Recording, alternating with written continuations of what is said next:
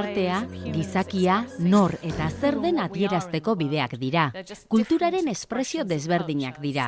Zientziak noski bere egiteko modua du, bere metodologia, bere hizkuntza ere bai batzutan, matematika adibidez. Eta artea zentzuen bidez espresatzen da. Ukimena, dastamena, usaimena, ikusmena. Baina biak gure munduaren kulturaren parte dira. Nor garen, zer garen adierazteko espresioak dira biak.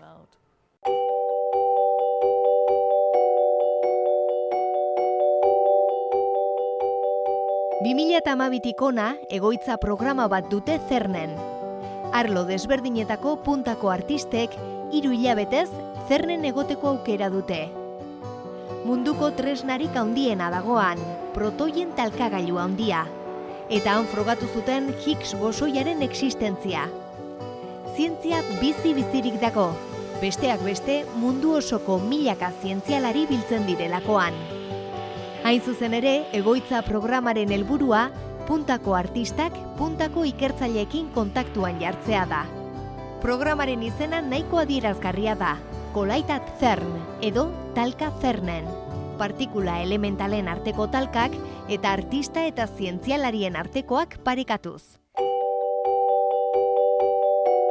Zientzia eta artea giza kulturaren adierazpenak diren heinean, kontzeptu asko elkarbanatzen dituzte. Hala nola, irudimena, arrazoimena, sormena. Eta hortaz, zientzialariak eta artistak ez daude lehen begikolpean eman dezakeena bezain urruti. Eta badute zer ikasia batak bestearengandik. Hala ere, helburua ez da elkarlana. Batak bestea inspiratzea baizik. Batzutan, Talka Cernen proiektuari beste esperimentu handia esaten diot nik. Esperimentua ez da bakarrik Higgs bosoiaren existentzia frogatu zuen protoien talkagailu handiarena. Beste esperimentu handi bat egiten ari gara. Gai ieskorragoei dagokiena. Hala nola, giza irudimena, asmamena eta sorkuntza. Cerneko artearen programa Ariane Koukek berak jarri zuen martxan, eta duela aste batzuk Donostian izan zen esperientzia hori kontatzen mestizajeak ekitaldiaren aurrerapen gisa. Mestizajeak ere talka antzeko batzuk dira, literatura eta zientziaren arteko talkak. Eta saio nagusiak aste honetan izan dira. Jardunaldiak lurralde jakin batean kokatzen dira. Artearen, zientziaren eta humanitateen mugetan hain zuzen ere. Muga honetan egonda, zientzialariok aukera dugu galdera berriak sortzeko, artea eta literatura baliatuz. Esperimentuetarako ideia berriak izateko. Adibidez, lengoiari buruz gehiago jakiteko, hori baita nire eremua. Artelanak edo literatur lanak erabiliz, lengoia modu zientifikoan azter dezakegu eta garunaren funtzionamenduaren ereduak atera, irakurtzean edo lengoia entzutean. Hori ezin da imaginatu muga horretan jartzen ez bagara. Jardunaldi hauetan ikusi dudanez, zailtasun handia dago muga hori zeharkatzeko. Baita, hain zuzen ere, muga hori zeharkatzeko asmoarekin deitutako jardunaldi batzuetan. Dirudienez, zientzialariak zeharkatu nahi duenean besteari esaten dio.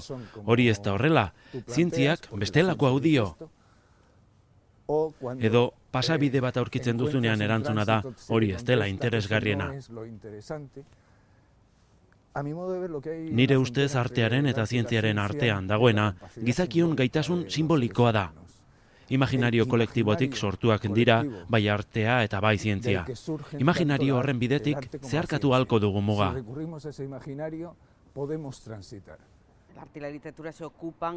Arteak eta literaturak subjektuak munduarekin duen harremanaz dihardute.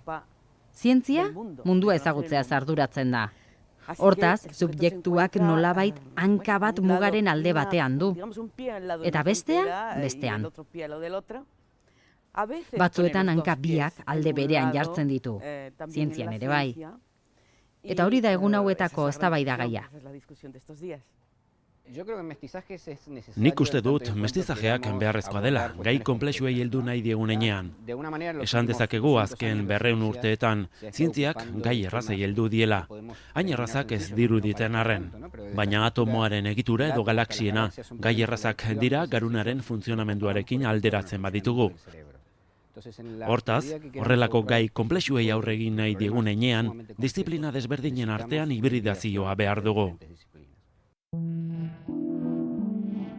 Zientziak eta arteak aurrera egiteko modu bat izan daiteke bien arteko mugan elkartzea.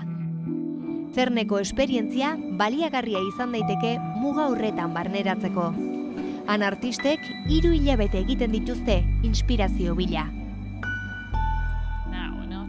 Artista bat sortzeko eta egiteko bizi da. Beti sortuko du edo egingo du zerbait. Artistak artelana egiteko behar duen denbora beharko du. Ezin da zehaztu. Ez 3 hilabete, ez 4 hilabete, urte bat agian, edo 2 egun. Ezin duzu arautu hori. Eta ara, egoitza hauen ondorioa da, artistak lan bat sortzen duela, baina behar duen denbora beharko du. CERNeko egoitzaren ondorioz sortutako lanetako batzuk ikusgai daude. Adibidez, simetri transmedia lana.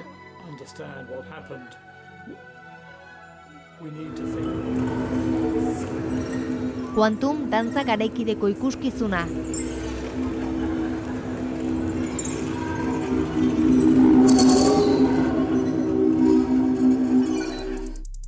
Edo supersimetri instalazioa.